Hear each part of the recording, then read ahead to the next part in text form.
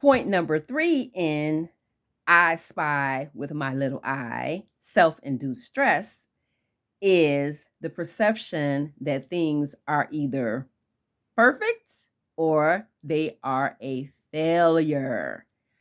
This is for my perfectionists, right? How did this wait till point number 3?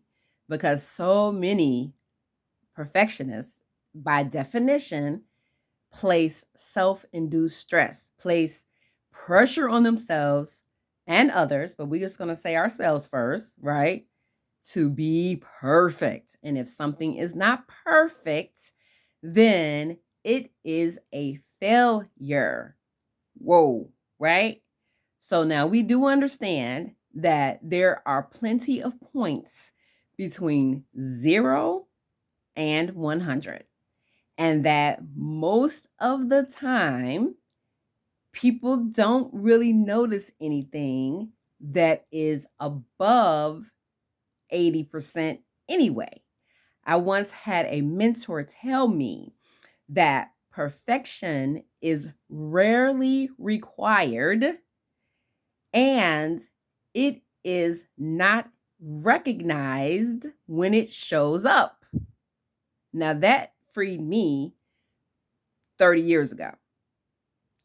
Perfection is rarely required and is not even recognized when it shows up. That was very sobering. And so I share that same thing with you, that very, very frequently in therapy sessions, I have people who show up because they are miserable because they're constantly chasing that 100%. And very often they are operating in the 85 to 90% range anyway, with multiple hats and multiple responsibilities, but they focus on not being able to do their responsibilities or whatever the focus is at the level of a perfectionist. And so my work with them is to help them to appraise what they are really doing. And in fact, many people are operating, I said 85, 90, but honestly, many people are operating at 100% in a particular focus, and they want the 110%, the 120%.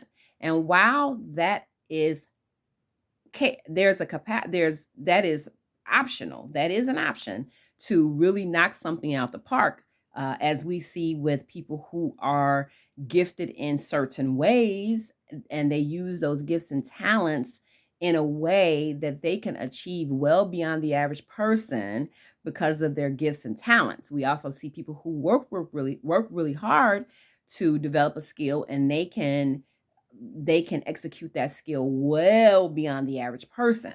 And so that is what I mean by operating at 110 and 120%. And so we have people who are operating, we have perfectionists who are operating at 100% already, but they want the 110 and they want the 120. And so we talk about I have them to assess where they're operating and what their goal is. And then we also talk about what is the cost of reaching your goal, and then what is the return. When we talk about return on investment, right? What is it costing you and what are you getting back?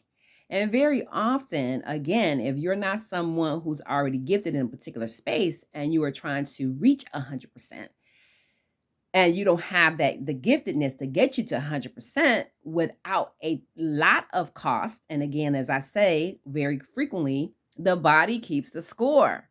So if you are chronically stressed and you can't sleep and your mind is racing and you have hives or you have inflammation and other autoimmune situations going on, that typically means that trying to reach 100% is costing you more than it is worth. And then we'll do an appraisal, and we might even find that the person is operating at 100%, but they're not happy about it. They want higher. And that is where the self-induced stress comes along. because we are trying to operate at a level that outstrips or outpaces the return, that outpaces the cost that we have to give. And so, as I said, if you are that person who says, it's 100% or nothing, the super good news is that there are plenty of points between 120, 110, 100, and 0. That in fact, 50% in some situations is quite enough, because you're not being rewarded and nobody is noticing anything above 50% anyway. And as we talk about in science, a 50% impact is considered an astronomical effectiveness of anything that will have a 50% impact as an outcome. That in fact, chance is 5%. Anything above 5% is considered statistically significant. And so when you're talking about in the science world, a 10% effect, a 20% effect, a 30% effect is considered phenomenal. So if you're at 50, 60, 70% and above, you could be doing fantastically. Certainly by the time you get to 80% and above, you are knocking whatever you're doing straight out of the park. So again, a realistic appraisal of what you're doing, of the effect it is having, the cost, the toll of what you're doing, and then the return on that cost will help you to decide if perfection, which is rarely required and rarely recognized, if it is even worth it.